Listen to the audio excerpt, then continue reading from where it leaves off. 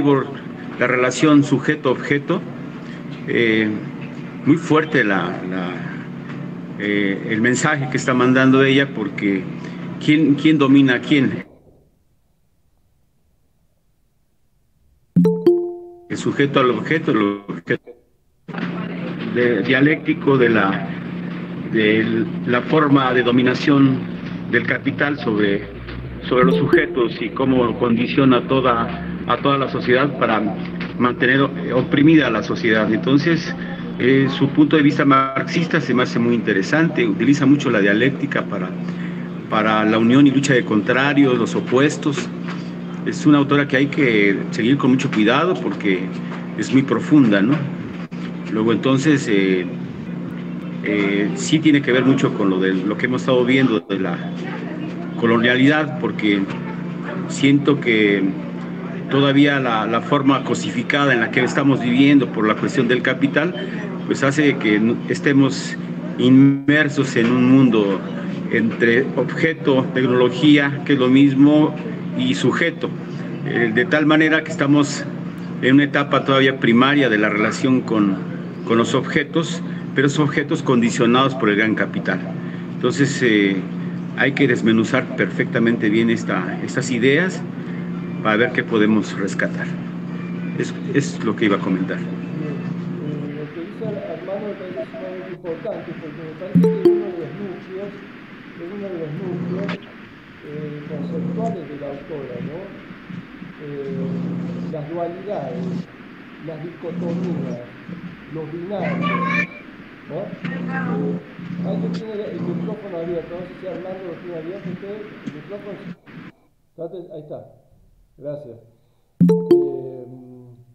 Bueno, decía lo importante para esta autora, se centra mucho en la estructura del dualismo, de las dicotomías, de los binarios, ¿no? Donde está en una relación de tensión, en una relación de oposición, pero disimétrica. Y esto me parece que es importante. ¿Por qué? Porque es una estructura jerárquica, ¿no? Las dicotomías, por ejemplo, hombre-mujer, mente-cuerpo, cultura-naturaleza, donde al ser disimétricos y estar vinculados a una relación de poder, uno domina al otro. ¿Se entiende? Es decir, el hombre sobre la mujer, la cultura sobre la naturaleza, la mente sobre el cuerpo, ¿no? Entonces me parece sumamente importante porque son los dualismos, son las taxonomías, como dice la autora, que prevalecen en la filosofía occidental y en la transmisión de la producción de significado. Esto también me parece sumamente importante. El tema de la producción, los mecanismos de producción de significados, es decir, una axiomática, ¿no? Es decir, los significados son en los que estamos inmersos, ¿no? Ahí estamos, rodeados de significados y planteamos nosotros, reproducimos los mismos significados que mamamos de alguna forma, ¿no? Así que me parece sumamente importante este punto que marcaba Armando el tema de los dualismos, las dicotomías, los binarios, etc. Bien. Muy bien. Sí. Pidió la palabra Elena Lara. Bien. Hola, ¿qué tal? María Elena desde Ciudad Juárez, México. Bueno, a mí me pareció bastante interesante la propuesta desde la idea del cyborg como me parece que es como un reto a la filosofía humanocentrista, ¿no? O sea, este pensamiento humanista que prevalece desde el siglo XVI, ¿no? Me parece que es un reto, ¿no? Superar esta contradicción que a veces también empieza a generar como superioridades o un ejercicio de poder, pero a partir de lo moral y de lo correcto, ¿no? E incluso me parece una crítica al propio Marx, ¿no? Por ahí me encontré en los manuscritos también económico-filosóficos de Marx, una afirmación cuando decía: la maquinaria se adapta a la debilidad del ser humano para convertir al débil ser humano en una máquina. Y me parece que en esta propuesta en donde del cyborg, ya no es una dicotomía, ya no es una contradicción, sino ya somos uno solo, máquinas y personas, ¿no? O sea, es más, yo lo pensaba en términos de cómo se van generando los vínculos y las relaciones sociales en la actualidad. Digo, tan solo este momento en donde estamos mediados por una máquina para podernos comunicar, y que muchas de nuestras comunicaciones e interacciones se hacen de manera virtual, ya podemos decir que no solamente somos seres humanos, sino también esos dispositivos que nos vinculan a la distancia y que con la pandemia se hicieron más presentes, van rompiendo esa dicotomía y esa separación entre los hombres y las máquinas. La cuestión aquí sería cómo superar esa contradicción que me parece más moral de lo mejor o lo peor en esta relación hombres-máquinas, y romper esas fronteras, y más bien irnos apropiando también, no como una debilidad, o más bien subvertir la tecnología y volverla a humanizar, ¿no?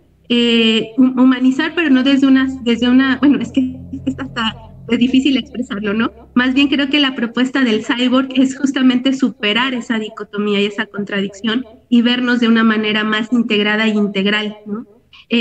Pero pues claro que en este ejercicio de superar la contradicción y integrarla, o en términos más marxistas, hacer una síntesis que nos lleve a otra fase de desarrollo, creo que pueden generarse también ejercicios muy destructivos de poder, ¿no? Y donde la lógica ultra racionalista y fría, calculadora de la máquina, pueda superar esa parte más del sentir humano, ¿no? Entonces, me parece que es muy interesante la propuesta, pero también hay que tomarla también con cuidado y leerla más allá de algún prejuicio moral, ¿no?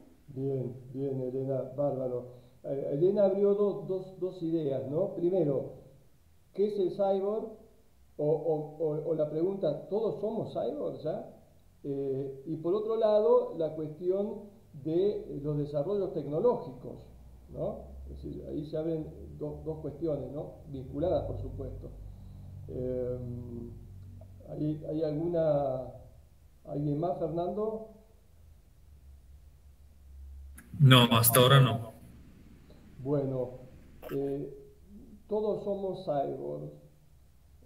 Es un enunciado fuerte, ¿no? Rupturista, con una densidad importante. La autora, lo que he podido ver de ella o lo que se dice de ella, es que trabaja esto desde la ciencia ficción. Fíjense, ¿no? Toma desde la ciencia ficción, toma este dispositivo, esta figura del cyborg, para hacerla una herramienta política, ¿no? Una herramienta política. Así que, bueno, ahí tenemos esta idea que viene como una especie de cuña ahí en los dualismos. Así que, bien, vayan por favor anotándose en el chat para pedir la palabra y den sus ideas, porque esto lo vamos pensando juntos, ¿no? El texto no es una autora muy fácil de leer, ¿no? Tiene sus cuestiones. Dicen acá, ¿se me escucha bien o está muy...? Me dicen que se escucha bajo, ¿es así? ¿Alguien que me diga? ¿Se escucha bien? Háganme así por lo menos. Tienes un eco por detrás, o sea, hay un eco por detrás, eso pasa. Yo creo que lo que a muchos les suena como si tu micrófono no estuviese claro y hay un eco que no permite escuchar bien tu voz.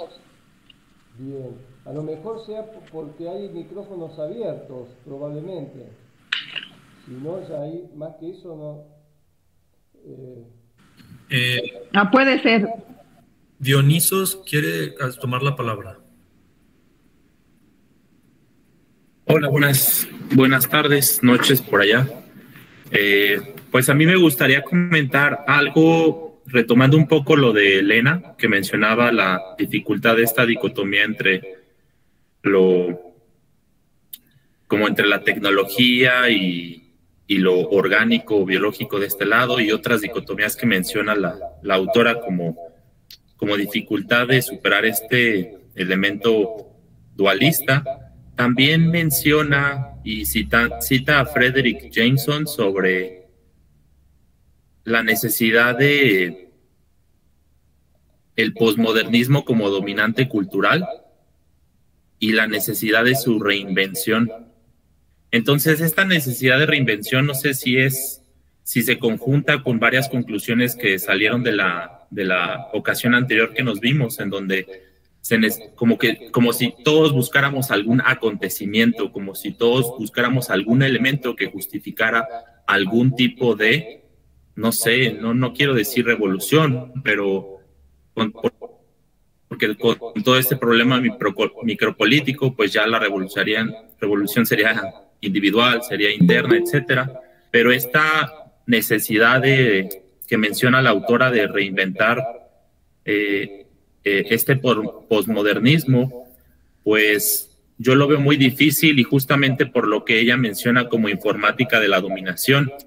Me hice a partir de este tema, de este concepto de informática de la dominación que menciona en la página 18, una pequeña tarea de un autor que ella menciona poco, que es Foucault, y que se lo compartía a Roberto, de diferentes editoriales sobre una misma clase a Foucault la han traducido de manera tan distinta.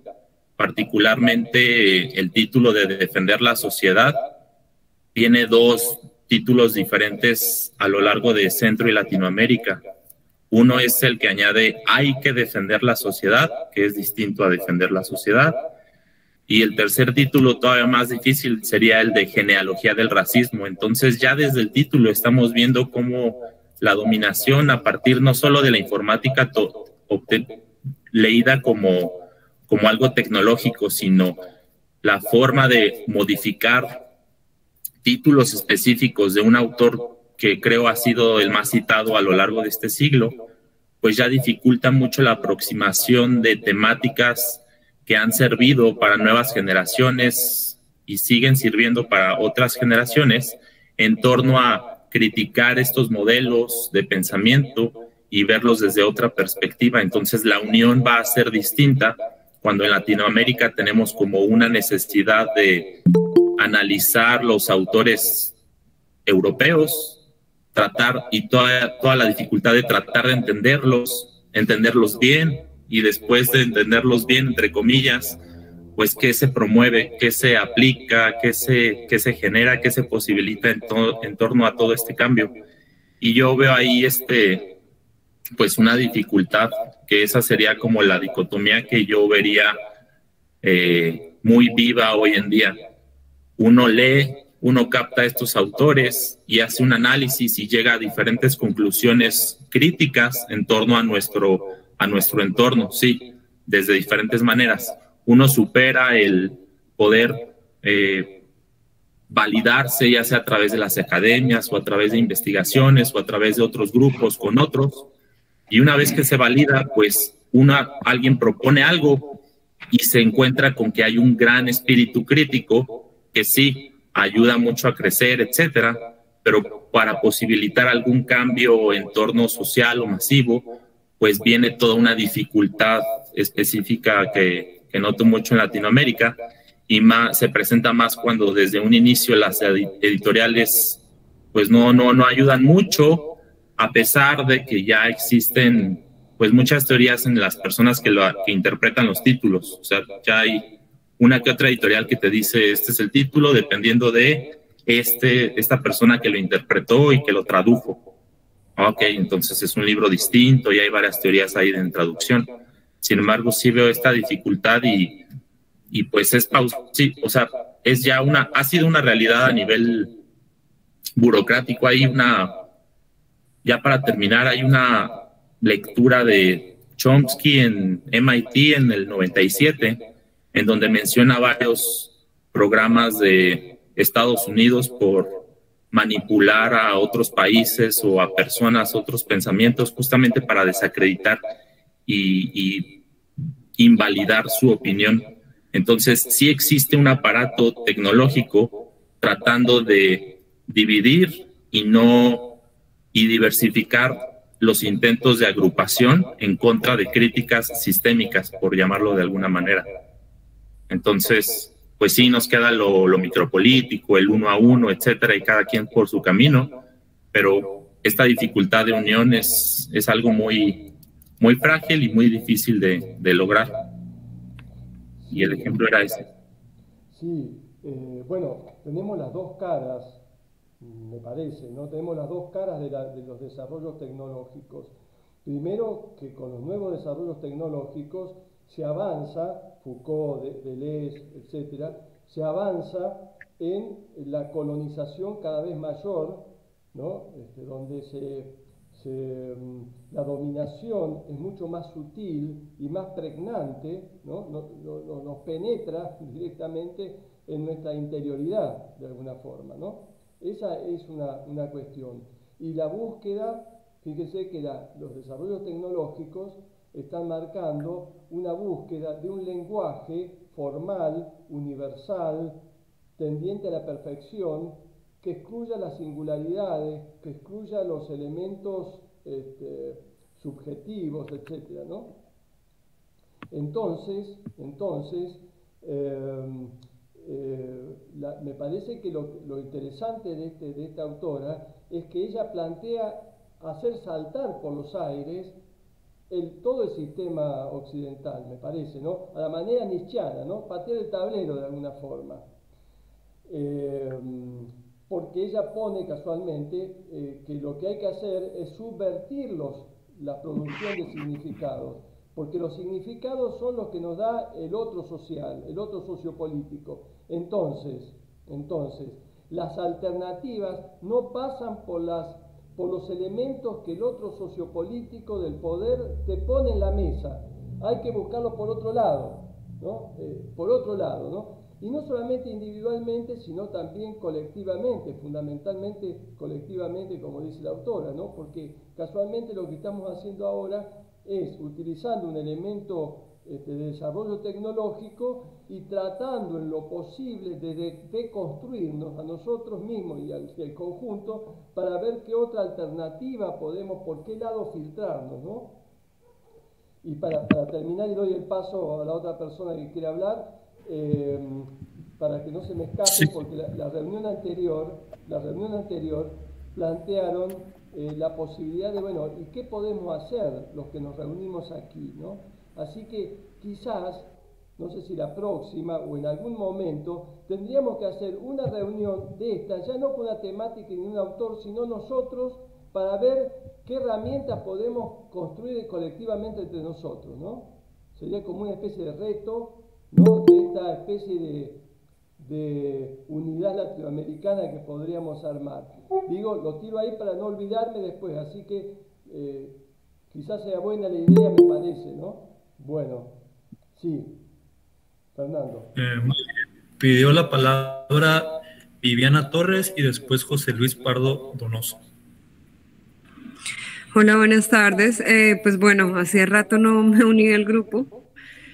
Ahora escuchándolos es muy interesante. No he leído todo el documento, pero pues precisamente vengo de, pues bueno, soy colombiana. Yo creo que ya saben que ayer fueron las elecciones en Colombia y realmente para dar una respuesta a Roberto en cuanto a si somos cyborgs, después de experimentar todo lo que se experimentó en esta campaña política de presidente, pues es terrible porque sí, nos estamos convirtiendo todos en cyborgs. Fue pues básicamente una campaña hecha de redes sociales, donde ya no existe un debate, donde ya como ciudadanos no podemos tener un criterio con base en una ideología o en un pensamiento, sino simplemente ya son las redes sociales llenando de basura cualquier tipo de decadente o de decadencia humana de cada candidato. Estas elecciones, al igual que las elecciones de Donald Trump en Estados Unidos, pues fueron casi idénticas, en donde solo habían falsas noticias y con base en eso se tomó pues se eligió a una persona. Lo mismo sucedió en el Brexit. Entonces, para darte respuesta a esa pregunta, efectivamente sí, y no solo es un problema de Latinoamérica, esto ya está completamente globalizado, en donde ya estamos dejando de lado por completo un pensamiento crítico, donde ya nos estamos dejando llevar por la tecnología, por las redes sociales, en donde ya ni siquiera pues nos tomamos el tiempo para revisar si eso que nos llega a nuestro celular ya por simplemente haber puesto un like, esta información que nos llega es realmente cierta, porque ya la pereza de leer, la pereza de investigar, pues ya ha inundado nuestra vida, porque pues bien lo sabemos que el capitalismo poco tiempo da para generar un espacio de introspección, un espacio de contemplativo, ¿no? Respecto a lo que estamos viviendo. Siempre estamos pensando en el trabajo, en qué tan productivos podemos ser y poco tiempo para lo realmente importante que es realmente quiénes nos están gobernando, independientemente del partido, independientemente mejor dicho, de todo el sistema político que invade nuestra vida. La respuesta es sí, Roberto. Estamos completamente unidos con las redes sociales, con la tecnología que está deteriorando por completo nuestra capacidad de raciocinio y de pensamiento. Gracias. Bueno, estamos en la doble valencia, seguimos en la doble, porque digamos, Internet, por ejemplo, fue originalmente planteado para estar por fuera de los mecanismos de poder, ¿no? Como una cuestión que iba bueno, daba muchas posibilidades. Las potencialidades de las redes está, el tema es que está cada vez más dominado por el poder, bueno, eso es lo lamentable, pero seguimos, según esta autora, tenemos la doble valencia, ¿no? de los desarrollos tecnológicos como alienantes y los desarrollos científicos y tecnológicos como posibilidades libertarias también, ¿no? Como herramientas políticas. Sí. Muy bien, pidió la palabra José Luis Pardo. ¿Cómo están? ¿Me escuchan? Bueno, saludos. Quería comentar una frase de Dionisios Solón que dice sobre el tema de la traducción del libro de Foucault. Claro, no, realmente una cosa es el texto, una cosa es la versión francesa, etcétera, y otra cosa muy diferente es lo que se hace es la reedición, ¿no? E incluso otra muy diferente sería la publicidad y venta del texto concreto del libro como tal, ¿no? Que son juegos editoriales y tendrán sus razones.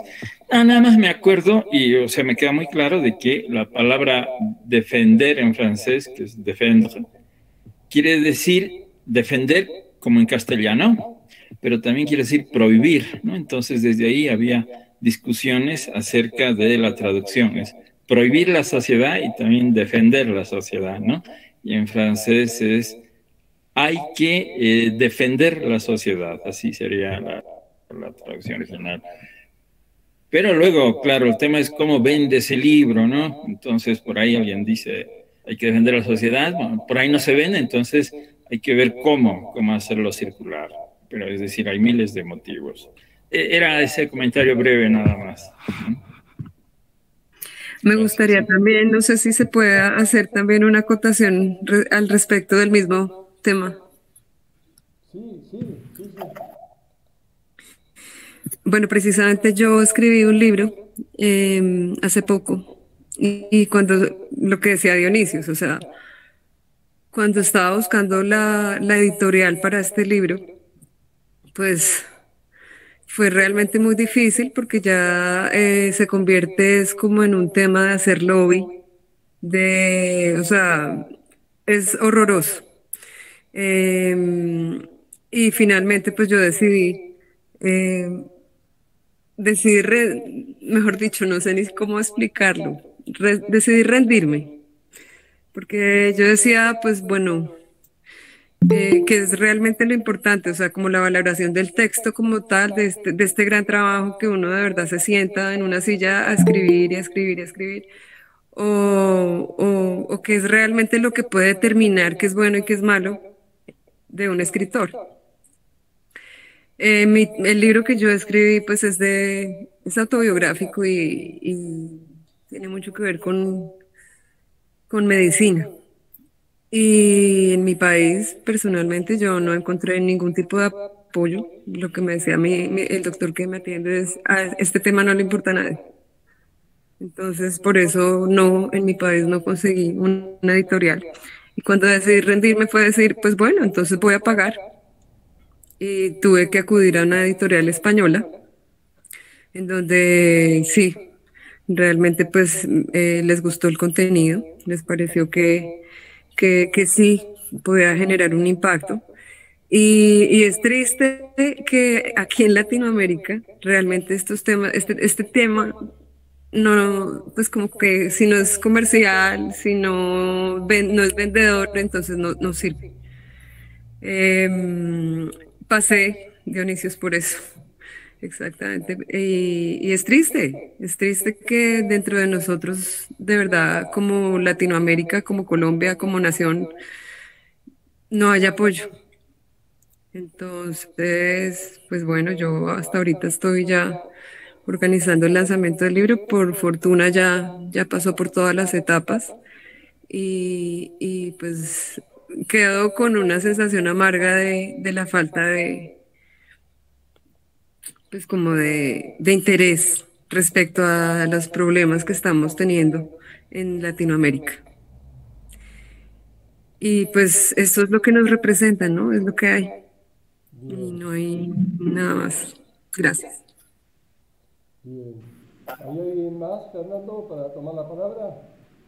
No, pregunta Héctor Gabriel, ¿cuál es el nombre del libro, Viviana?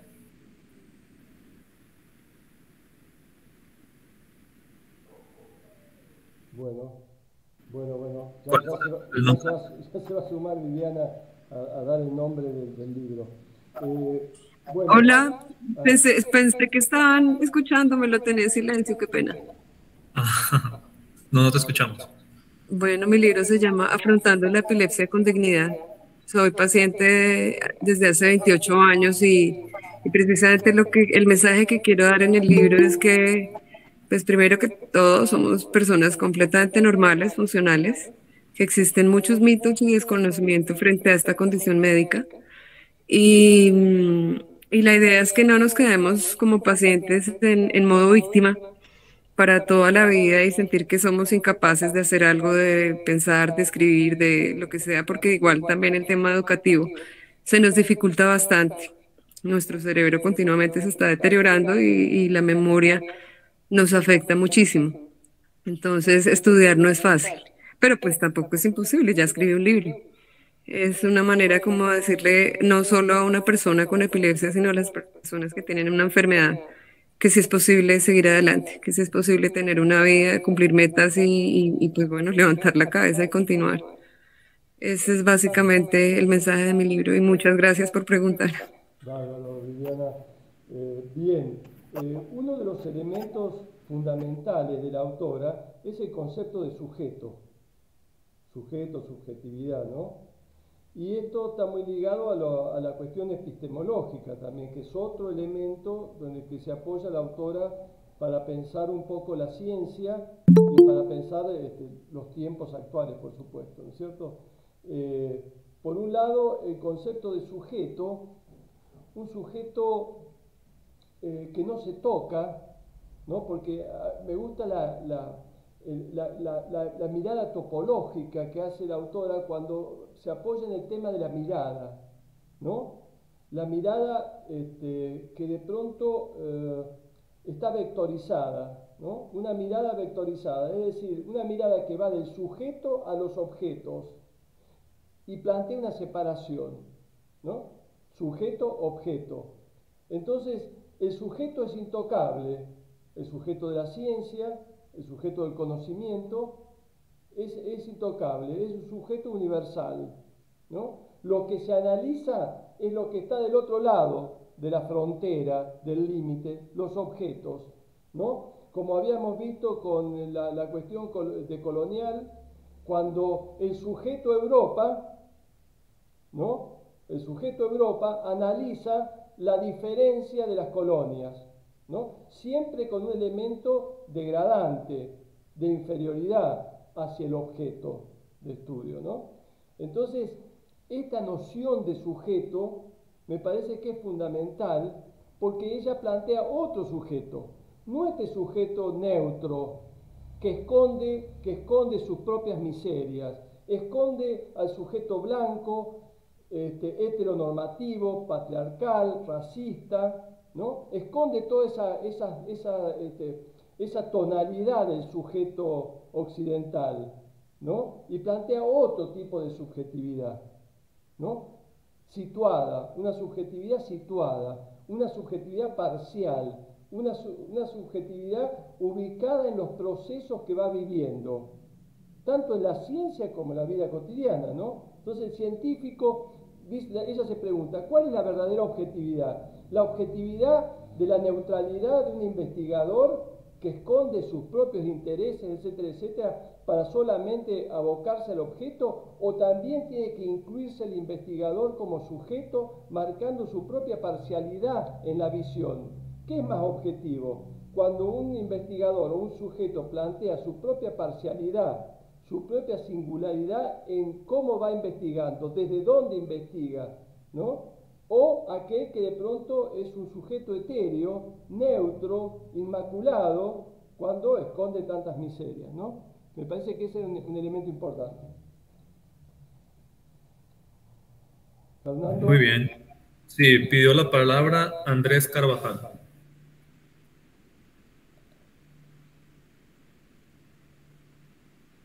Hola, buenas noches. Les agradezco primero que me den la palabra. Segundo, quería de pronto también un poco animar la conversación en términos a lo que Viviana Torres acaba de mencionar con el desarrollo de la campaña política que ocurrió. Yo también soy colombiano, también vivo la realidad colombiana, pero creo que no se queda solamente en la realidad colombiana y como ya bien lo mencionaba, esta realidad se vuelve global en términos de que de alguna manera los medios de comunicación, o bueno, más hablando de los medios de comunicación, la comunicación en general ha sido un método de fascinación para algunas personas. Y cuando hablo de fascinación es de manipulación en términos de la mente, del cuerpo o de la misma cosmovisión de cómo nosotros nos constituimos. Precisamente por ello traigo a colación, pues me gustaría mencionar un autor que habla determinantemente acerca de los medios de comunicación y cómo la comunicación puede intervenir no solamente en los entornos políticos, sino también los sociales y los culturales, el cual es Noam Chomsky. Y precisamente él vinculado en un territorio donde el capitalismo está vigente. Y pues este capitalismo genera unos modos de producción, unos modos de estar y vivir un territorio, ¿no? Pero él desde la misma academia genera como esa crítica con el fin de generar procesos de pronto un poco más conscientes, que de pronto de algún modo el libro o bueno, el texto enviado lo menciona. Porque pues es evidente que nuestro cuerpo, y bueno, cuando hablo de nuestro cuerpo no me refiero solamente a la corporalidad que tenemos, sino también a todo lo que dentro de nuestro cuerpo tenemos y que se evidencia en la realidad de la cotidianidad, los sistemas, la forma en cómo pensamos, todos esos objetos que confluyen en el momento del pensamiento y demás. De algún modo es parte de lo que tenemos hoy enfrente de nosotros, un sistema. Puede ser un computador, puede ser un no sé, celular o cualquier dispositivo, ¿sí? Entonces, de algún modo como que esa parte de comunicación, de la misma manera como nuestro cuerpo ha venido a generar unas modificaciones, porque si nosotros revisamos de pronto con el paso del tiempo, nuestra corporalidad se ha ido modificando, así como antes, pues tomando de pronto un poco la postura de una teoría acerca del relacionamiento y del desarrollo humano, pues los seres humanos en un inicio no eran seres que separaban derechos, si no tenían otra posición y X, Y, Z, ¿sí?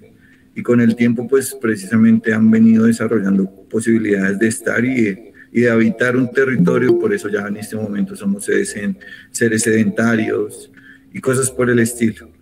Entonces, anclándolo un poco de pronto con la parte de la decolonialidad, precisamente dentro de este mundo cyborg aparecen, yo creo que, dos opciones. Una es la de permearse de ese pensamiento de cyborg y seguir constituyendo ese mundo cyborg, que es probablemente lo que suele suceder en un gran porcentaje de nuestra cultura, o tomar ese mundo cyborg y empezar a utilizarlo de una manera consecuentemente con nuestro raciocinio, que es de pronto lo único que podríamos sacar de allí. Y de algún modo, pues Marx en sus años lúcidos, cuando escribió pues todo lo que desarrolló en términos del capital y demás, en cuanto a la revolución y demás, él dejó unas pistas de ese pensamiento de pronto yo diría crítico, que al día de hoy se mantienen y se articulan con nuestra cotidianidad cultural. Por ejemplo, en términos colombianos, yo que pude ver con la elección de la persona que en este momento nos va a representar como presidente, que sí, es evidente que el juego sucio a través de los mass media, a través de las redes sociales, evidentemente hizo boom en su momento en Estados Unidos con Donald Trump, pero afortunadamente hay otros mecanismos, y esos otros mecanismos fueron los que dieron después la posibilidad de que en este momento no tuviéramos en repetición a Donald Trump, sino a otro republicano, y de la misma manera pasó en Colombia,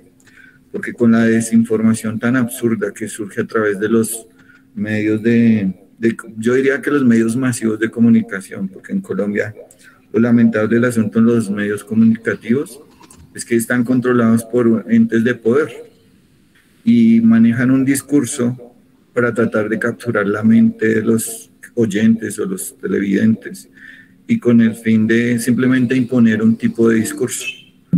Entonces, dentro de ese mismo discurso, y como lo decía de pronto, lo dice de pronto Noam Chomsky un poco, se genera un contradiscurso y ese contradiscurso es el que de alguna manera como nos da la posibilidad dentro de este mundo cyborg, que ya igual somos parte de él, no lo podemos detener, sí podemos empezar como a generar procesos de reconocimiento que estamos dentro de él, pero pues haciendo el uso de nuestro razonamiento crítico para articularnos en ese mundo y no dejarnos comer por esas grandes entidades de poder, ¿sí?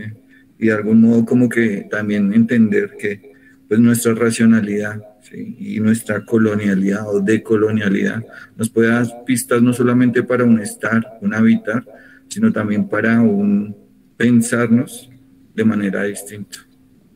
Lo dejo por ahí. Gracias. Muy bien. Pidió la palabra Elena Lara.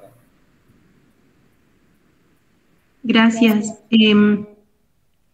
De lo que acaba de decir Andrés, me remite a otra de las dicotomías que me parece bien importante del texto, que es esta cuestión entre la realidad social y las ficciones, y cómo en esa relación dialéctica se va construyendo la historia, ¿no? Y cómo a mí me remite también a cómo puede ser, voy a utilizar un concepto que no utiliza la autora, pero que me parece interesante, cómo las ficciones pueden ser performativas, es decir, impulsar como transformaciones en la realidad social concreta, ¿no? Y en ese sentido, tanto el discurso de Petro en toda su campaña y de Francia, junto con también el discurso de la 4T en México, me parece que son ficciones, por así decirlo, porque están en el tema del discurso y de la creación de una nueva narrativa, que pueden ir también impulsando y alimentándose y estar en una constante relación con la realidad social, para producir una nueva realidad, ¿no? Y una realidad que hasta ahorita es ficticia porque no existe tal cual, ¿no? Entonces, me parece que esas contradicciones o esta aparente frontera entre la ficción y la realidad es otra de las cosas que invita a romper, ¿no? Y a romper desde una perspectiva moral, y que también me parece que es una de las aportaciones también del marxismo, ¿no? Cuando Marx empieza a desarrollar Marx y los que después se autoescriben como marxistas, ¿no? Estas dos partes del marxismo, que es la científica y la filosófica, ¿no? La científica como el materialismo histórico y la filosófica como el materialismo dialéctico, finalmente es justamente es una apuesta parecida a la que propone la autora, ¿no? Ir en esta ruptura de la frontera entre la realidad y la ficción para ir construyendo nuevas realidades, ¿no? Entonces, me parece que es otra de las fronteras que invita a romper la autora, además de la máquina y el cuerpo, ¿no? Y otra de las cosas que me parece también muy interesante del texto, de las otras fronteras que se invitan a tener, el de las relaciones vívidas, ¿no? Y las relaciones ficticias. Y me remito otra vez a lo que decía hace rato. En realidad, ¿cuántas de las experiencias informáticas y las experiencias que tenemos actualmente realmente las experimentamos corporalmente, ¿no? La mayoría de las realidades que vamos construyendo, las vamos construyendo a partir de los decires y los discursos de otras personas, ¿no? Afirmamos con una total y absoluta claridad, como si lo hubiéramos vivido, que en Ucrania está pasando tal cosa, que en Colombia está pasando tal cosa, pero en realidad vamos construyendo esas realidades a partir de las experiencias corporales de otros y de las narrativas de otros, ¿no? Entonces, aparentemente nuestra imagen de mundo se va expandiendo, pero también creo que va viendo una conciencia de que nuestra realidad y nuestras experiencias vividas son cada vez menores, porque a lo mejor no salimos de nuestra casa, ¿no? Creo que la pandemia es otra de las lecciones que nos puede dejar, o de las experiencias que nos está dejando, ¿no? La realidad concreta puede estar desarrollándose las 24 horas en un cuarto, pero nuestra realidad mental y ficticia y las realidades que vamos percibiendo pueden expandirse infinitamente con las horas de información que consumimos en redes sociales a través de los decires y las experiencias de otras y otros, ¿no? Entonces, me parece que es muy interesante ver cuáles son las implicaciones en términos de la construcción de la realidad social que tienen esa dialéctica y esa ruptura de fronteras entre la experiencia vivida y la ficción. Bueno, pues eso. Bueno, Elena, perfecto. Es decir, lo que estamos entonces redondeando, viendo acá, es cómo estos dualismos, estas dicotomías, estos binarios, generan evidentemente un orden de clasificación, ¿no? Y eso genera una diferencia y genera una relación de poder, ¿no? Entonces, por ejemplo, la dicotomía naturaleza-cultura, ¿no? Genera que, o el antropoceno, como el sujeto individual, ¿no? Genera una división donde la cultura es el sujeto y la naturaleza es el objeto. Entonces el objeto, y la autora usa un elemento interesante, que es el de recurso. Está el agente y el recurso. El agente es el hombre, el recurso es la mujer. El agente es la cultura, el recurso es la naturaleza. El agente es la mente, el recurso es el cuerpo. ¿Se entiende? Y siempre con un ejercicio de poder diferencial. Entonces, acá estamos viendo, de alguna forma, esta cuestión que tiene que romper, y me parece que la cosa semiótica y epistemológica de la autora es muy fuerte. Por ahí pasa gran parte del combate y la lucha política. Porque nosotros planteamos una lucha política externa, que está bien, por supuesto, ¿no? Con todos los dispositivos, etcétera, etcétera. Pero hay una lucha interna también, interna y colectiva, que son las formas de colonizar la producción de los significados. Entonces ahí estamos un poco en esta cuestión, ¿no? Tan difícil. Bien. Fernando. Sí, pidió la palabra Viviana.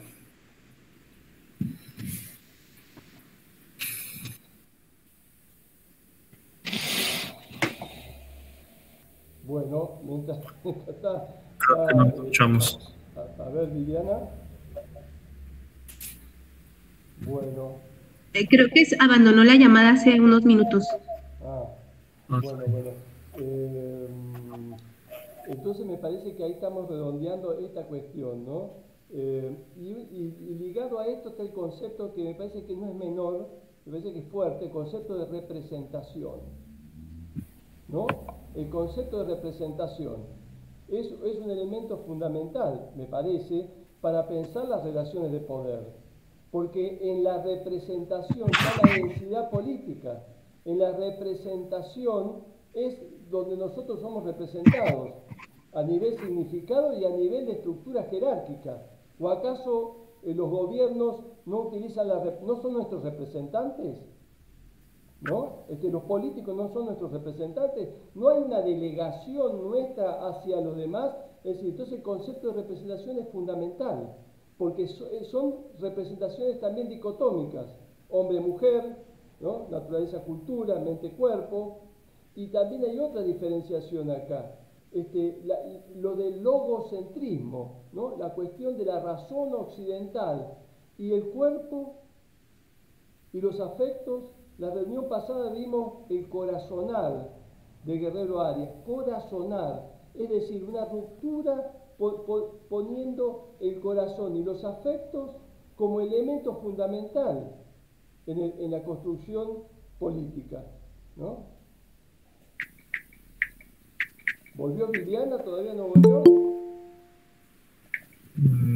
Parece que no. Bien. ¿Alguien más? Hasta ahora no. José Luis pidió la palabra. Bien. ¿Cómo están?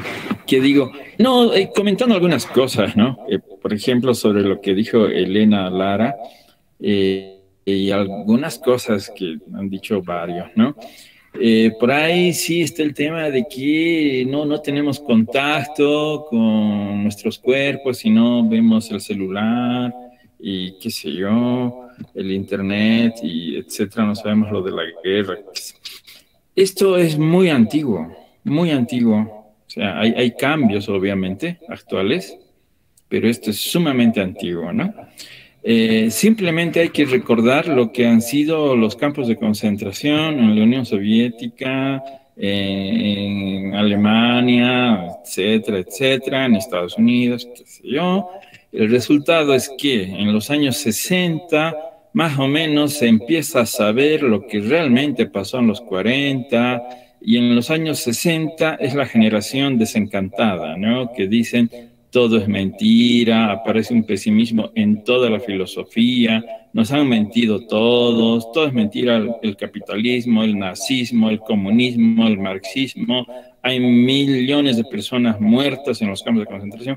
Es el mismo problema, es decir, esto es antiguo, no es nada nuevo, ¿no? O sea, tiene otras características, pero el manejo de la información, ¿qué podemos saber, digamos, desde acá, desde Bolivia, Colombia, qué sé yo, Argentina? Lo que pasó en Moscú, los procesos de Moscú, lo que pasaba en Auschwitz, eso, no, o sea, es el mismo tema, es decir, filosóficamente y políticamente, y psicoanalíticamente en todos los campos ¿sabemos realmente lo que vivimos? ¿Conocemos lo que conocemos? ¿O todo es pura apariencia? ¿No? Ahí había el psicoanalista francés Jacques Lacan que decía todo es apariencia, faux semblant, ¿no? Faire semblant. Engañar, mentir, o sea, desde que hay palabra, engañamos y mentimos. También decimos la verdad, pero por la palabra misma tenemos la función de la mentira. Entonces digo esto nada más para hacer ver que no estamos en el fin del mundo desde hace 5 años o 10 o 15, desde que han puesto internet. A mayores crisis y masacres se han dado mucho antes, ¿no? Además recordemos la bomba atómica, eso de lanzar una bomba y matar niños y mujeres únicamente, por favor, y luego explicar durante 60 años que ha sido un hecho belicoso, heroico, necesario, qué sé yo. Es decir, ojo, estamos hablando de cosas recontra antiguas, ¿no? Y de hecho, Baudrillard, me parece, ¿no? El francés, el que habla, tiene un libro ya que debe tener más de 20 años que dice si existió la guerra en Irak, ¿no? Es decir, ¿por qué, no? Porque solamente conocemos lo que dice el periódico, la tele, etcétera. Pero quiero decir, esto es sumamente antiguo, ¿no? Es desde mucho antes. Incluso los engaños en las guerras está relatado en el mundo griego, etcétera, etcétera, ¿no? Los relatos de quién es el que gana, quién es el que vence, están desde hace miles de años. Nada más recuerdo esto para hacer ver que, vuelvo a decir, no es esto de los últimos 5 minutos, ¿eh? Eso no. Nada más. Gracias, ¿eh? Sí, totalmente. Bueno, los medios de comunicación, y hay una cuestión de, a ver, ¿cómo percibimos? ¿Nuestra percepción logra capturar la realidad de lo que vivimos? ¿O nuestra percepción está capturada de alguna forma? Porque lo que dice la autora es que estas dicotomías son ilusorias. Este montaje clasificatorio de superioridad del hombre sobre la mujer, del hombre sobre la naturaleza, ¿no? Estos estragos que se han hecho y se siguen haciendo, es decir, ¿cuál es su entidad? ¿Cuál es su entidad perceptiva para que sigamos naturalizando eso? ¿No?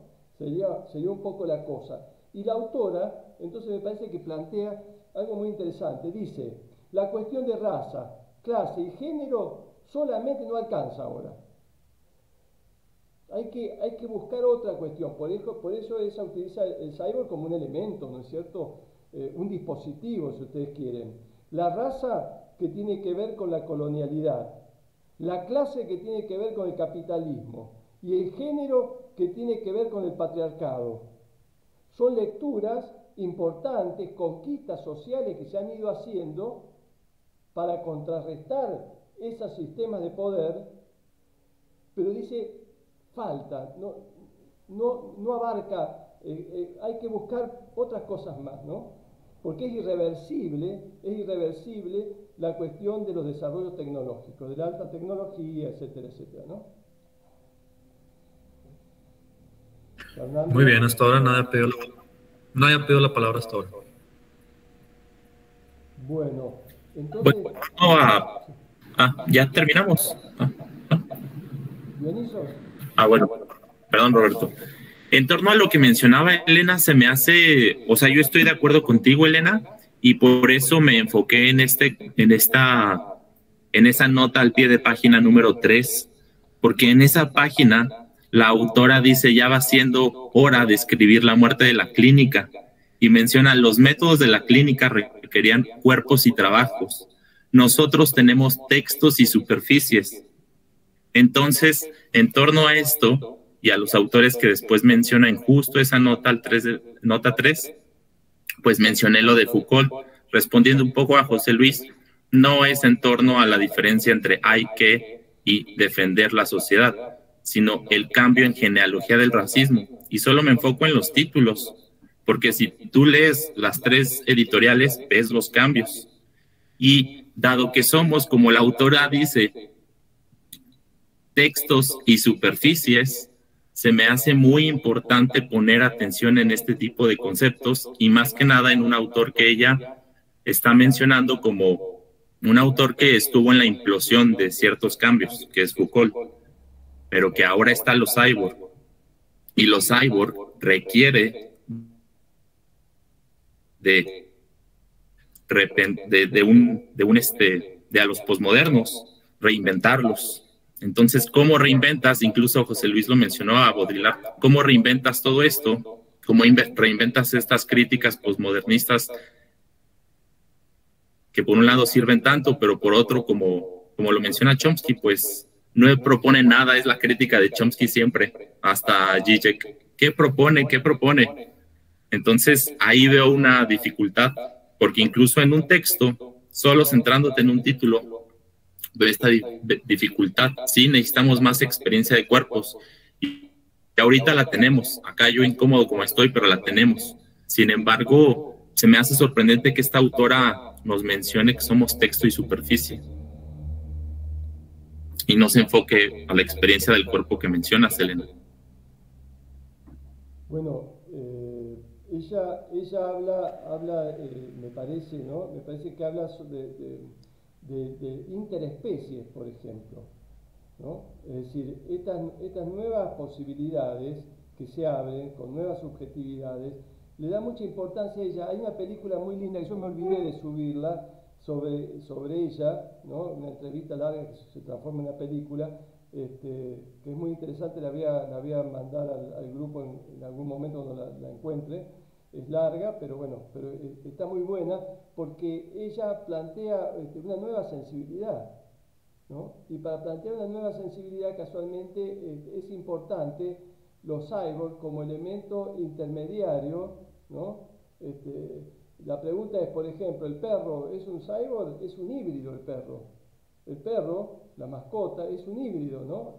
O sea, se alejó de la cuestión como el lobo, ¿no? Y de pronto se fue culturalizando y lo fuimos, ¿no? Y ahí está, lo tenemos ahí como una especie de dispositivo también interactuante, ¿no? Ella ama mucho los animales y realmente plantea esta cuestión interespecie o transespecie, bueno, no sé bien qué concepto hay. Entonces ahí tenemos una ruptura, ¿no? El hombre con el animal, el hombre con la máquina. Tenemos ahí dos dispositivos fuertes que ella plantea como importantes. Pero volviendo un poco a la cuestión de la tecnología que veníamos hablando, me parece que lo que ella dice también es que estos desarrollos plantean una nueva epistemología o acentúa la epistemología cuyo objetivo es fiscalizar las desviaciones, ¿no? Que ya no era como Foucault antes, las cuestiones disciplinarias, el poder disciplinar, poder disciplinar a través de las instituciones. Con Deleuze planteamos al poder, a las formas de control del poder mucho más sutiles, ¿no? Y acá lo que estamos viendo con la tecnología es que se profundiza cada vez más la posibilidad de control de las subjetividades.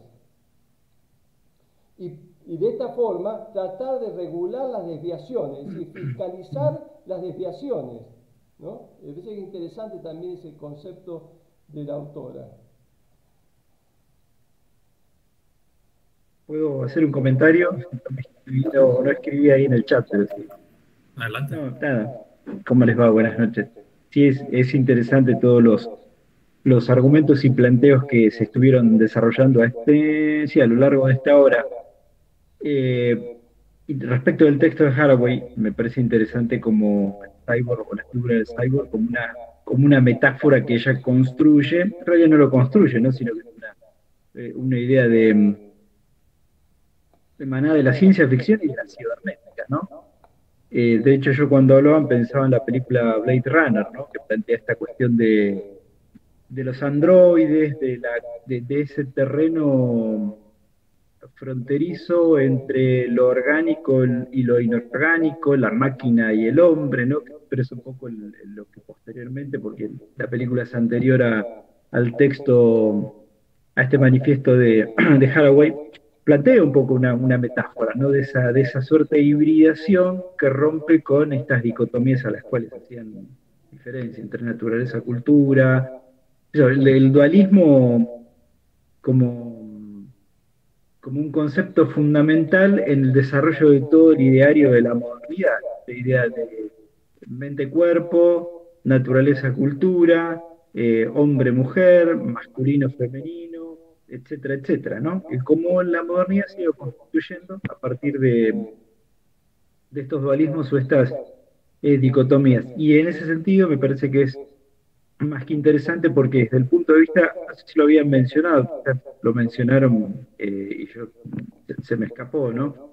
Como esta metáfora del cyborg también lo utiliza para, desde las posiciones del feminismo radical y de izquierda, que ella milita y sigue militando, proponer como una alternativa y discutir esta idea de lo masculino y de lo femenino como categorías que se fueron construyendo a lo largo de la historia en el marco de un proceso histórico, que en última instancia son dos categorías que son el resultado de una construcción política, incluso teórica, sociológica, antropológica, etc. Eso por un lado. Por el otro lado, la cuestión del antropoceno, del capitaloceno y del tecnoceno. Hoy podríamos hablar de ese concepto que es bastante novedoso, que hay una investigadora del CONICET en la Argentina, estoy tratando de recordar el nombre. Bueno, después antes de que cerremos, si lo recuerdo, lo tiro en el chat. Ella trabaja, toma estas categorías, parte del antropoceno y del capitaloceno para desarrollar un nuevo concepto que es el de tecnoceno, que incluso es un análisis mucho más radical y profundo respecto de esa hibridación. Y qué planteos y desafíos, que es por ahí lo que nos falta a nosotros, porque el diagnóstico más o menos lo tenemos, nos plantea hacia el futuro. Es decir, el gran interrogante es qué vamos a hacer con todo esto, ¿no? Sí, como decías vos, Roberto, somos definitivamente capturados por la tecnología, como ocurre en la primera versión de Blade Runner, y en la segunda más aún, porque en la segunda el cyborg tiene la posibilidad de engendrar, es decir, de reproducir vida, a diferencia de la primera. ¿Sí? Si seguimos capturados por la tecnología, o nosotros con la tecnología vamos a hacer algo de acá más, porque el desarrollo de la inteligencia artificial plantea esta idea, ¿no? También, bueno, ¿qué es lo que pasa con la inteligencia artificial? En algún momento puede dejar de ser mera programación para tener autoconciencia, como lo ejercitaba Descartes, y ser plenamente consciente de que es una máquina. Por ahí estamos hablando de ciencia ficción, pero no está mal entrar también en esa discusión y en ese debate de qué es lo que va a pasar en el futuro con las tecnologías y los experimentos de inteligencia artificial.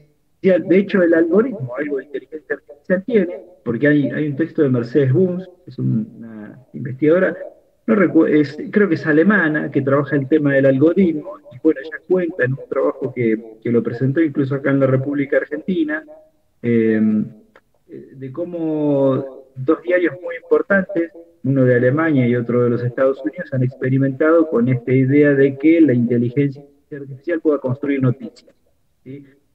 En este rastreo, en este mapeo que el algoritmo puede hacer sobre una acontecimiento importante, saca un dato acá, otro allá y construye una noticia, sustituyendo el trabajo que un periodista puede hacer en una redacción. Yo creo que en perspectiva también es un debate que me parece es interesante discutirlo. ¿Qué vamos a hacer con la tecnología? Si la tecnología va a disponer de nosotros o nosotros vamos a disponer de la tecnología. Porque en cierto modo citaron a Chomsky y Foucault cuando escribió Vigilar y Castigar, tampoco tenía una propuesta de solución, ¿no? Es decir, un poco era esta idea de que las sociedades son del disciplinamiento, las sociedades son normativas, la norma construye subjetividad. Ahora, con eso mucho no podemos hacer, porque si no vivimos en el marco de una sociedad con normas, es la anarquía, digamos, el resto es la anarquía. Dentro de la ley todo, fuera de la ley nada.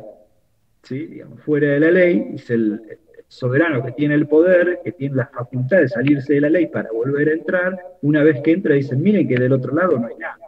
Si no nos regimos por esta normativa, es el peor final para la sociedad. Ajá. Es un aporte nada más. No sé si claro confunde. Muy bien. Sí. Pidió la palabra Freddy.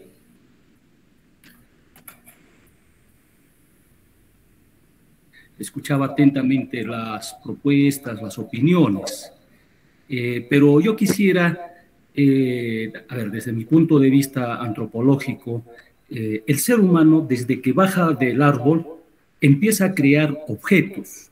Y tal vez es el animal que más objetos y complicados, entre comillas, a construir, ¿no? Porque hay otros animales que construyen, usan objetos. Muy bien.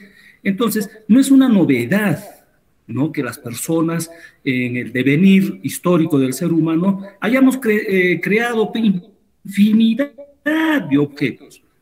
Y eso ha llevado a que las personas creamos categorías, conceptos, términos para determinar a cada uno de ellos, ¿verdad? Y miren, he entrado acá a una página donde dice, ¿qué significa ortopédico? Desde los griegos, ¿no? Educación de los niños, educación, instrucción, ¿ah? Dice, para niños, ¿no? Entonces, es ponerle una cosa extraña en la cabeza de otros. Eso es ortopedia. Y eso es lo que hemos estado haciendo también desde hace miles de años. ¿Y cuál es el concepto de ortopedia desde la medicina que utilizan? Tratamiento para prevenir o corregir de forma mecánica o quirúrgica las deformaciones o desviaciones de los huesos y de las arterias.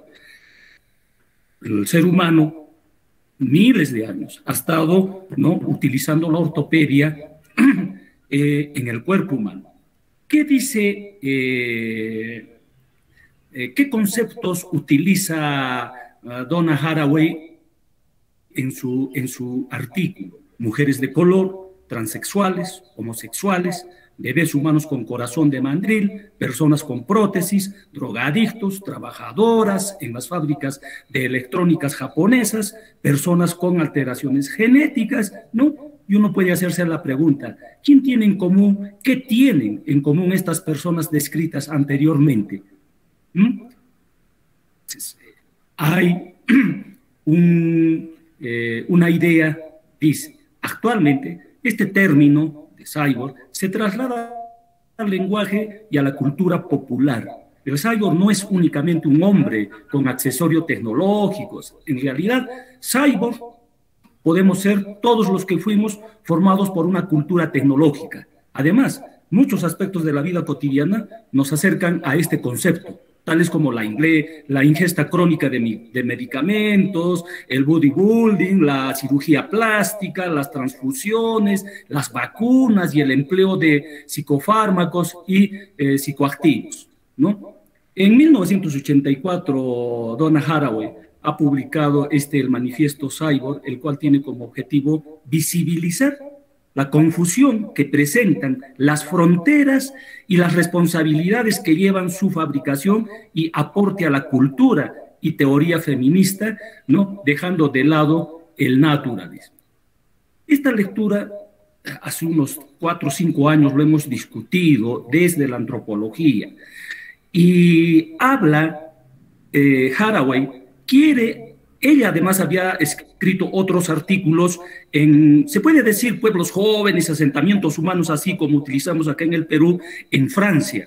Las mujeres negras que habían migrado de África a Francia, ¿qué cosa hacían? Brujería. Era una característica de esas personas.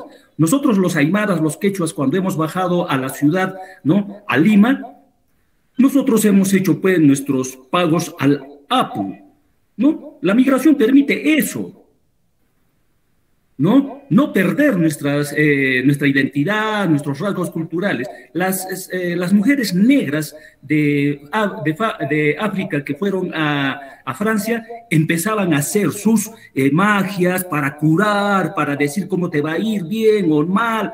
Y Donna Haraway ha hecho un trabajo sobre eso. Y ella estaba preocupada cómo en países tan desarrollados como Francia, las mujeres con esos conocimientos, entre comillas, tradicionales, estaban haciendo su vida. Convivían con una tecnología de punta. Ella estaba preocupada, por eso es que utiliza esa palabra de cyborg. Y además no es novedad esa categoría o ese término de cyborg, ¿no? Cassirer ya lo había utilizado ya hace tiempo, ¿no? Y también hace ver, principalmente Haraway, hace ver de esta liminalidad, lo que los antropólogos hablamos en los pasajes rituales, ¿no? lamentablemente, las sociedades que hoy estamos viviendo en el umbral. No sabemos si somos humanos, no sabemos si somos máquinas, no sabemos si pertenecemos a esta cultura moderna o pertenecemos a la tradicional, si somos homosexuales, si somos gay, si somos pobres, somos ricos, ¿no? Es esa liminalidad lo que yo rescato de Haraway, lo que nos hace hablar. Y desde la perspectiva de la feminidad encima, ella habla de género. Ella habla sobre las mujeres, el nuevo papel, el nuevo rostro, ¿no? Las nuevas actividades que realiza hoy en la modernidad. Y culmino haciendo referencia solamente a Bauman en su libro Modernidad líquida. Es casi, diría, van por la idea igual que Haraway, ¿no? Hoy las personas en esta nueva modernidad, entre comillas, nos adecuamos como el agua. A cualquier cosa nos formamos, ¿no? Si ponemos un jarro, echamos agua, va a salir, el agua se va a moldar. En un cubo, en un cuadrado, vamos a un canal, echamos el agua y se va a adecuar. Nosotros estamos en ese nivel. ¿Quién nos ha llevado a ese extremo? ¿Quién nos ha llevado a esa situación, a esa liminalidad que habla Haraway? Y que ella se preocupa por las mujeres, de hecho, ¿no? Entonces, creo que hay que tener eso en vista, ¿no? Ella nos quiere hacer notar que en esta sociedad, en esta modernidad, ¿no? A las personas nos están utilizando como se les plazca, como se les da la gana. El mercado nos está haciendo actuar de esa manera. Gracias. Claro, Freddy, totalmente. Varias cosas. Tratemos de ser un poquito más cortos, así podemos dialogar, porque mientras iba hablando Freddy, que dijo unas cosas muy importantes, quería intervenir ahí y bueno, por ejemplo, lo de la ortopedia, me parece que la educación es un aparato ortopédico, ¿no? Siguiendo un poco lo que tú habías analizado de la ortopedia. Y por otro lado, lo de Donna Haraway plantea también los esencialismos, ¿no? Es decir, porque si bien ella es una activista feminista, pero también critica aquellos feminismos que se sustentan en la cuestión identitaria, porque este es un elemento fundamental, que no apareció la palabra identidad en la reunión de hoy. Y es fundamental porque forma parte de los dualismos, es decir, identidades fijas para ubicar a un sujeto en determinado lugar y ayuda a las clasificaciones, ¿no? Entonces, lo que Donna dice es no, es decir, el ser mujer, anclarlo, clasificarlo y generar una identidad, rompe con el espíritu revolucionario del feminismo, casualmente. Ella plantea otra cuestión. Y respecto a la identidad y a las identificaciones, ella lo que plantea es casualmente lo poético, porque aparte de política, la poética también, ¿no? Y acá hasta Nietzsche me resuena, ¿no? Es decir, la poética, es decir, como modo de ruptura, para pensar qué cosa que ella dice, la afinidad, los lazos, los vínculos, pero no vínculos identitarios, que los vínculos no se den por identificación, sobre todo las fijas, sino por afinidades de situaciones concretas que junta a la gente, ¿no? Entonces, me parece importante esto. La cuestión de la militancia política no a partir de identificaciones fijas, sino a través de afinidades, ¿no? Por eso plantea lo nuevo, lo abierto, etcétera, etcétera, ¿no? Muy bien, hasta ahora nadie ha pedido la palabra. Bien.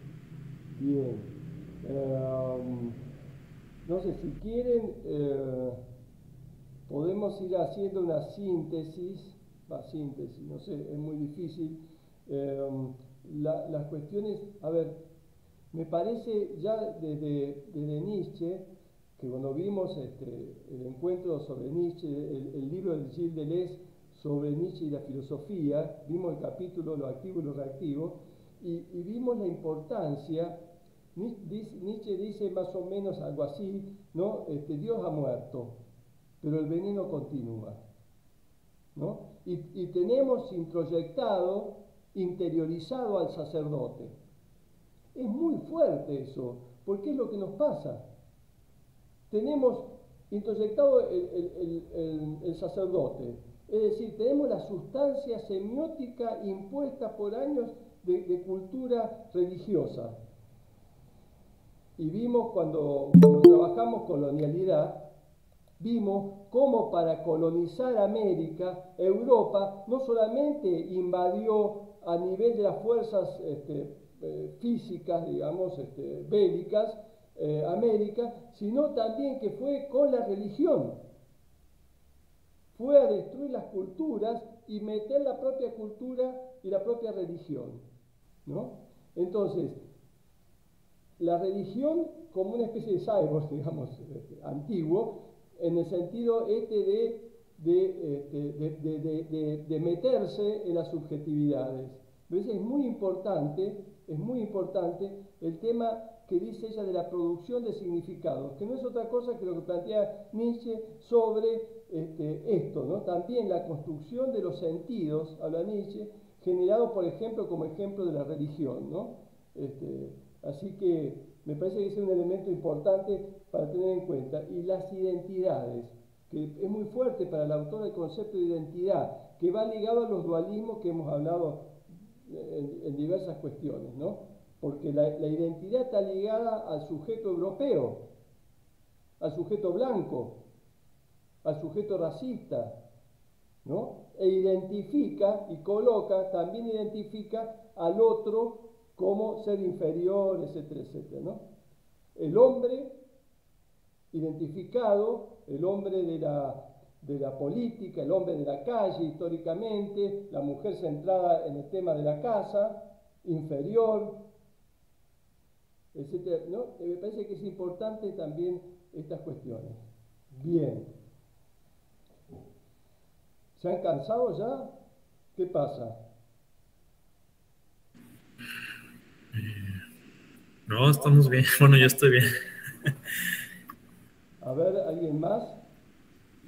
O sea, se reduciría la habilidad para vivir en los límites, por citar a Haraway, Sí, con su concepto de ella sister habla de una outsider, guerra, ¿no? una guerra fronteriza, habla ella, o algo así, una especie de guerra fronteriza. Ahí hay que atacar de alguna forma, romper los bordes, atravesar los límites, sería una cosa, algo así, digamos, ¿no?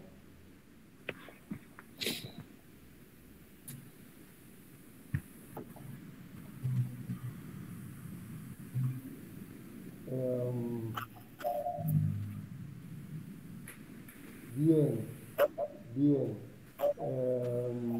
¿Qué otro elemento? Vimos la cuestión de las dualidades, vimos el conocimiento situado, que también es otro elemento importante que plantea Haraway, ¿no? El conocimiento situado, no el conocimiento abstracto de la ciencia occidental europea, sino un conocimiento situado, con un sujeto implicado. Entonces tenemos un sujeto implicado, un conocimiento situado. Es decir, me parece que se construye otra cosa a partir de eso, ¿no? Porque lo que decía ella, como, digamos, ese otro montaje científico esconde las miserias del sujeto blanco, etcétera, etcétera, ¿no? Racista, etcétera. Entonces, me parece muy importante la posibilidad de plantear una nueva subjetividad, una nueva producción de significados, que va a redundar en una política, en una epistemología diferente y una política diferente también, me parece, ¿no? No sé qué opinan ahí.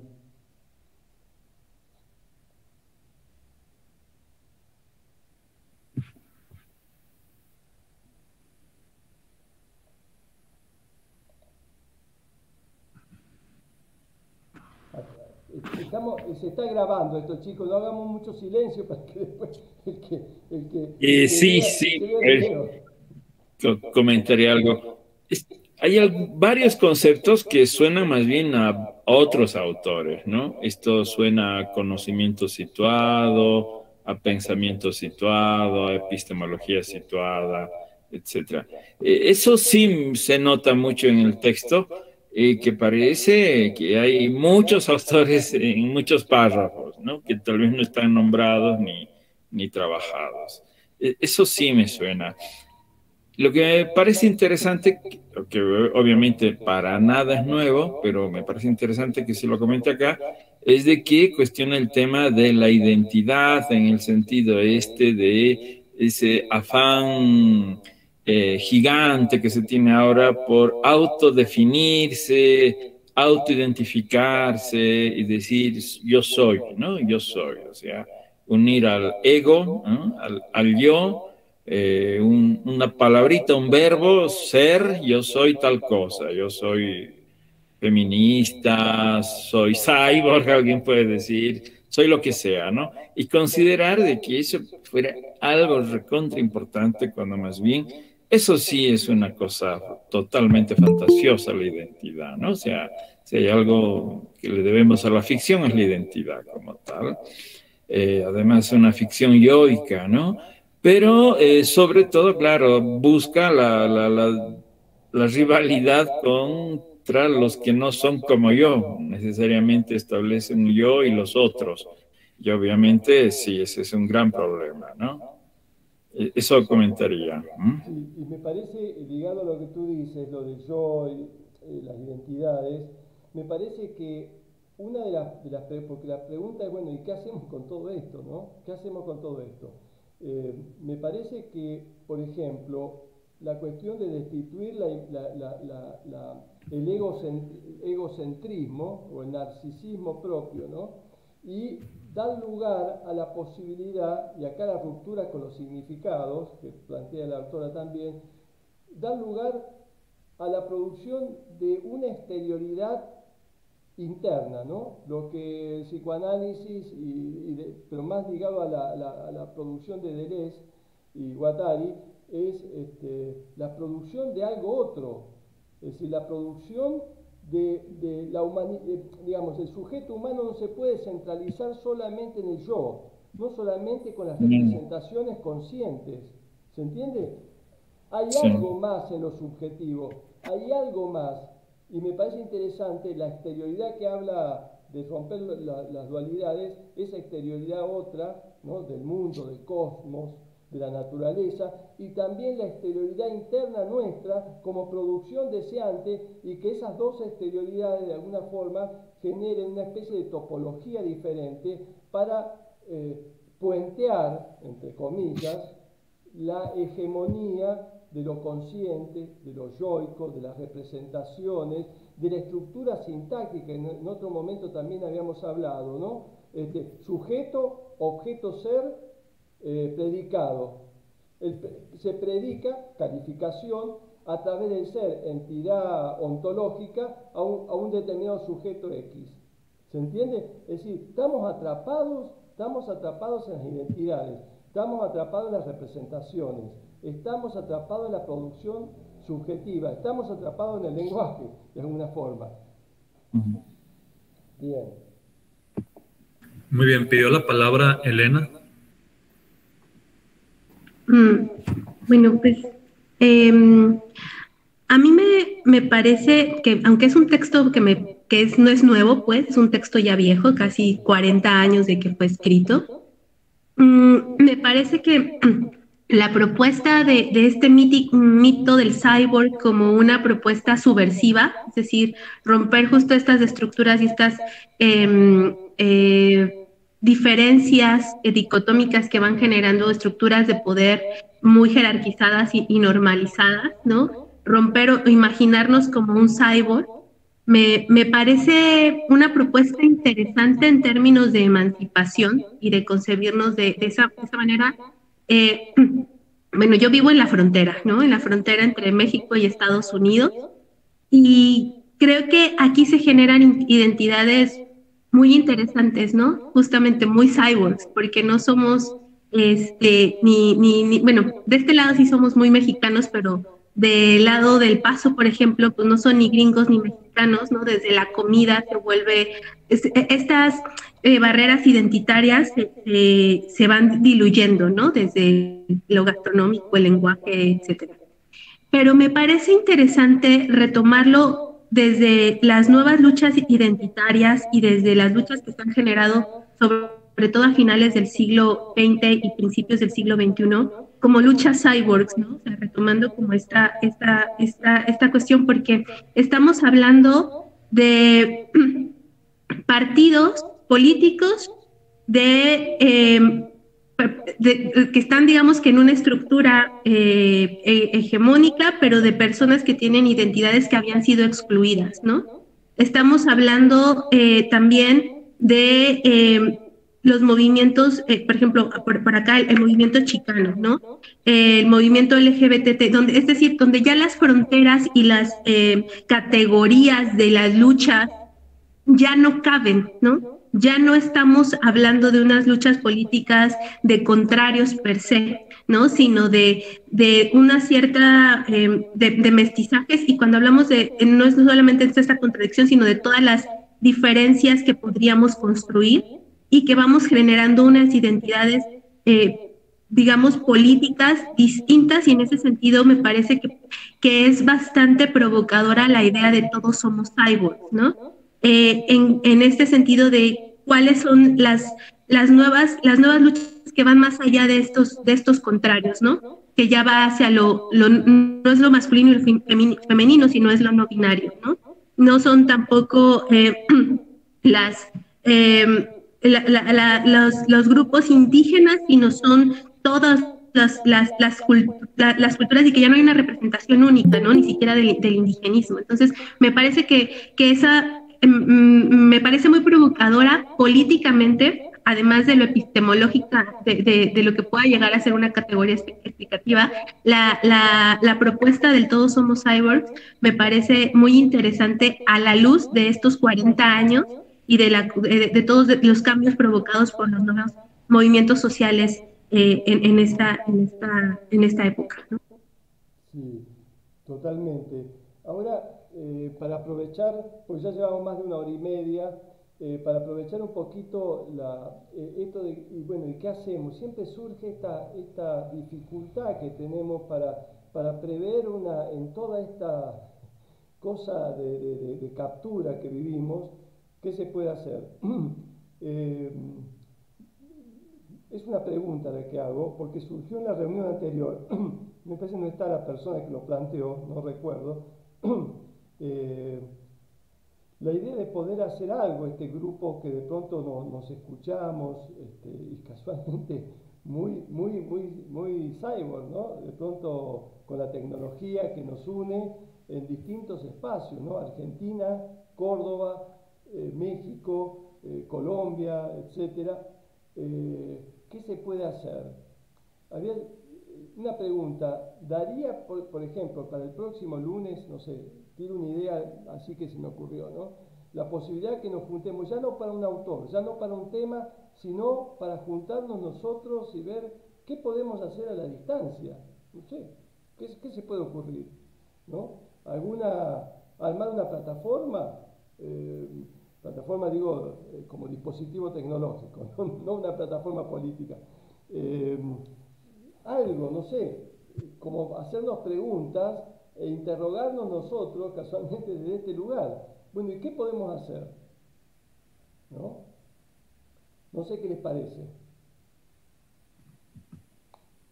Sí, claro, el próximo lunes nos podemos reunir y lanzamos ideas para ver qué podemos hacer, sacarle lo mejor de este grupo y de tantos pensamientos que tenemos juntos.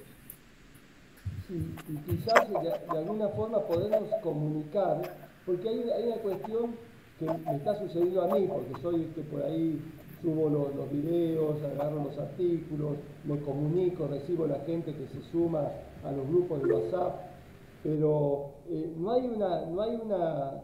Originalmente yo administro la página Pensamiento Crítico, Micropolítica del Vivir, Y originalmente era lo central, las reuniones online, y después trabajar algunos artículos, algunos videos, lo que sea, en la página, no sé, comentarios, etc. Pero no está funcionando mucho esa parte. Entonces, a lo mejor necesitamos armar como una plataforma conjunta donde podamos interconectarnos también durante, no sé, la cotidianeidad y poder ir pensando juntos, que no sea solamente este momento online, sino también podernos ir comunicándonos cada tanto, ver qué está haciendo lo mejor otra persona. Un compañero, no sé si era Luis, la otra vez que me mandó, que no lo pude leer todavía, pero me mandó una producción que después la voy a mandar al grupo. Es decir, generar cosas, ¿no? Generar algo nuevo, generar algo diferente, una producción colectiva, algo. Ana Paula comenta que podría ser un grupo de Telegram para empezar.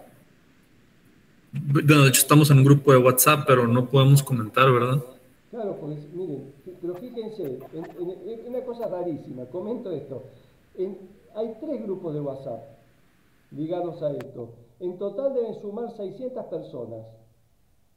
Y nos juntamos 40, 45, la otra vez fueron casi 60, pero no llegan al 10% de las 600 personas. Por ahí hay gente que se va, deben estar ahí, algunos han recalado ahí, se han quedado ahí, no les da de bolilla al grupo, pero muchos se quedan. Ahora, los que se quedan está bien, porque la idea también es que para ellos, por eso subo los artículos, comparto, para los que no puedan, porque hay tantas diferencias horarias, entonces, bueno, que también les puedan servir los artículos, si no se pueden conectar al horario, que es un solo horario, un solo día, entonces, bueno, darle el material y darle todo esto.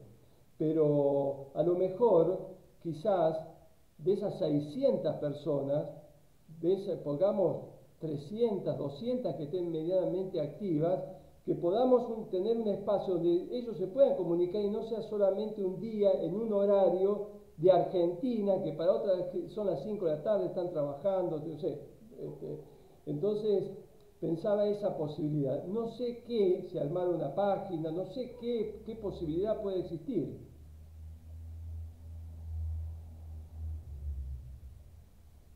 ¿Qué más escriben? Sí, Ronaldo Luis comenta, ¿podríamos reunir en pequeños grupos a partir de ideas de pensamiento y construir algunos textos, artículos, y después discutirnos sobre estos textos con el grupo grande? Está buenísimo. Ahora, lo que pasa, bueno, todas esas ideas, entonces, si prende, el lunes que viene una convocatoria para juntarnos y pensar qué podemos hacer. Pero ¿qué pasa? Necesitamos un elemento común, porque esos subgrupos que plantea el compañero, la compañera, al estar desarticulados, al no estar en comunicación, va a ser muy difícil, porque se van a caer, supongo, no sé. Entonces, y me parece que una sola vez, que a veces cada 15 días los lunes, a veces lunes de por medio, a veces cada 15 días según la densidad del artículo, me parece que es como hay mucha desconexión, ¿no? Entonces, algún espacio, no de WhatsApp, porque WhatsApp de pronto, se imaginan 300 personas escribiendo a la vez, no, saturarían, se irían todos los grupos, ¿no? Entonces, buscar otro tipo de plataforma. Entonces, yo, por ejemplo, tengo una página que casi no la uso, una página web, no la de Facebook, que a lo mejor, si se puede arreglar, se podría hacer un espacio, a lo mejor, de encuentro, donde subamos las producciones de todos. También puede ser la página de Facebook, que no sé cómo es subir más coordinadores y poner más coordinadores ahí, y de pronto, porque en la página hay 6.500 personas que están suscritas o que están ligadas a la página. Entonces también ahí tenemos potencialmente gente. Lo que pasa es que hay que activarla, hay que desarrollarla. Yo ahora con este grupo ya medio que estoy medio desconectado con mi página. Entonces hay posibilidades. No sé si la de Facebook puede ser un elemento interesante, si ponemos varios coordinadores. No sé cuántos coordinadores puede haber en una página, no sé, la verdad que no sé. pero a lo mejor podamos hacer algo así. Yo la dejo a disposición del grupo, no hay ningún problema. Así que, para pensar, ¿qué opciones podemos lograr juntos para este segundo momento que habíamos hablado en la reunión anterior, un segundo momento para poder generar algo más? Andrés, ¿iba a hablar? Sí, bueno, en base a lo que estás con base a lo que estás comentando, me gustaría decir que se podría crear una página. En esta página se podrían crear algunas pestañas en base a las temáticas que se están abordando, con el fin de generar de pronto un escrito blog para que a muchas manos o a una mano se determine, por ejemplo, por cada revisión de la temática del día de hoy, entonces salga un producto y ese producto queda allí tomando como filtro, ¿no? La temática que estemos desarrollando.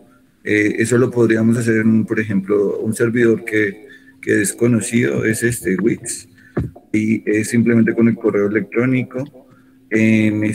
Con ese correo electrónico podemos crear una página web y con esa página web podemos empezar a desarrollar la temática para ir abordándola de pronto un poco más en términos de avanzar en la temática, pero generar un escrito, un pequeño escrito, no sé, un blog, tomando como el resultado de la conversación del día de hoy o algo así. Sí, habría que ver, sí, me parece genial, esa podría ser un elemento fundamental. Tendríamos que ver a alguien que maneje de páginas para que la pueda administrar o construir, o mantenerla, o potenciarla. Pero esa propuesta, Andrés, me parece bárbaro, armar una página colectiva, ¿no? De nosotros, lo que implica ponerle un nombre nuevo, ver, bueno, cómo podemos trabajar, habilitar las posibilidades de la producción de los compañeros, bueno, podría ser una alternativa. Si no, nos citamos a mitad entre México y Argentina, a mitad de camino nos encontramos, medio complicado. Pero sí. Después, tú dices, creo que WordPress también es un dispositivo muy importante en páginas. WordPress. Andrés. WordPress, Andrés. No entendí. ¿Puedes repetir? WordPress. WordPress. Ok, sí. Me parece que la más, a nivel página, me parece que la más fuerte, la más importante. Tiene una parte paga y una parte gratuita. Sí, puede ser. Bueno, no importa, eso lo veremos. Así que entonces queda armada la propuesta. Sí, de acuerdo. Sí, claro que sí. El próximo lunes. Usted nos envía la invitación por el grupo. Sí. Próximo lunes, la convocatoria a pensar, a ver qué podemos hacer como grupo, ¿no? Como colectivo, etcétera, ¿no? Pues ya surgieron ideas. Lástima que no están las personas que estuvieron en la reunión anterior, que fue muy interesante la reunión. Pero bueno, está grabada la reunión anterior, así que la pueden ir a Drive, y ahí está, la subí, ahí está la reunión anterior. No está editada, por ahí hay pausas, bueno, a lo mejor cuando pueda manejar la edición de video, la voy a tratar de recortar un poquito los espacios en blanco, los silencios y todo eso, para que no se haga tan larga y pueda ser más productiva. Bueno, chicos, compañeros, nos vemos el próximo lunes, entonces. Claro, bueno, gracias y un abrazo, un gusto, Cualquier idea me mandan por el WhatsApp personal mío me lo mandan ahí si se le ocurre algo y lo vamos pensando. Perfecto, muchas gracias. Bueno, para los nuevos, perdón, ¿cómo podemos registrarnos? Yo soy nueva en el grupo para poder tener el WhatsApp o el registro. Pero, o ahí en el link. Debes estar en algún grupo de WhatsApp, me imagino. No, yo le pasé el link. Ah, bueno, pasen el link o yo después se comunica conmigo, yo le doy el link del grupo. Perfecto. Y la sumo. Sí, totalmente. Perfecto. Gracias. Entonces, listo, gracias. Estamos en contacto y nos vemos el lunes próximo. Hasta luego. Listo. Muchas gracias. Muchas gracias a todos. Gracias, chao. Hasta luego.